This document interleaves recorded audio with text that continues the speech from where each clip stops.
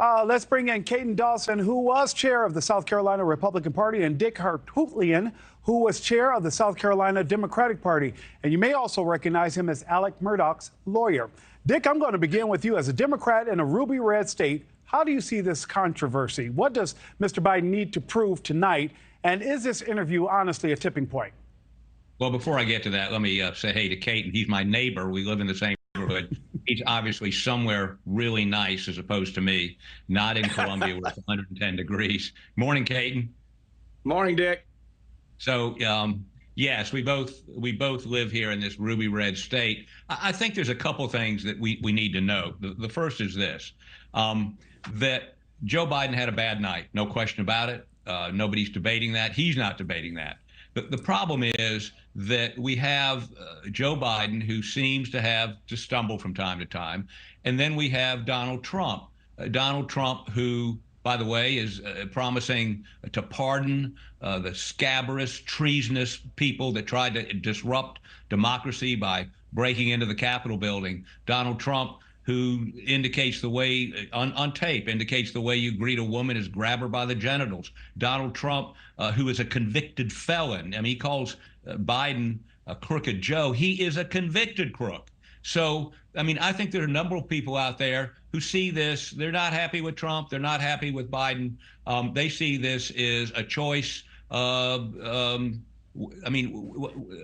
choice where they're being asked to vote or choose the evil of two lessers, and that would be Donald Trump. Katon, I have to believe that even if you're on vacation, you're ready to fire back. Well, I am, and there's some specifics here that we got two old guys running for president, and until I hear Dick Harpootlian and Congressman James Clyburn call for Joe Biden not to run again, he's going to be the nominee. I'm sure Dick's a superdelegate. I'm sure that they've got enough delegates at the Democrat Party to probably, and enough processes in place that I understand in the Democratic Party to probably replace Joe after the first ballot. But that's not going to happen until I hear folks like Dick, folks like Congressman Clyburn say it's time to get out of the race. The one compliment I'll give the Democrats is they understand the power of the presidency. They do not want to lose the White House. The Republicans are fractionalized at all as at the Nikki Haley versus Donald Trump race. We hadn't healed from that one yet. So what I can tell you is every day they're talking about Joe's debate performance, or the Wall Street Journal that I have here and the New York Times I have on my desk here, both front page newspapers talking about his performance. It's not good news for Joe Biden. Something's happened to him. Let's move past the policies and go to the personalities. Dick Harpootlian very well remembers that Donald Trump was not supposed to beat Hillary Clinton. Hillary Clinton got out of a limousine. She had the flu. She looked sick. She looked bad.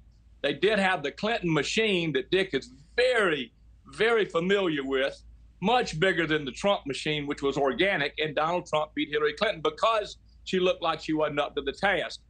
Now, the second go around here, we've got probably the only person that Joe Biden could have beaten was Donald Trump. That's probably the same thing right now for both of them. We'll see. But again, Trump does at least look like he's firing on 7 of 8 cylinders. Joe Biden looks like he's 4 of 8. So that's a shame that we're getting here with a country that's 248 years old. Dick's only lived 148 years of those 248 years. And we've got a choice, from George Washington to Joe Biden. Now, I know Dick will agree. We want a vivacious president, regardless of what the party is. John F. Kennedy, we can keep naming young, energetic presidents. We don't have that choice right now. The people that Dick and I work for are gone. Thanks for watching, everybody. Go to joinnn.com to find NewsNation on your television provider. Also, don't forget to click that red subscribe button below to get more of NewsNation's fact-driven, unbiased coverage.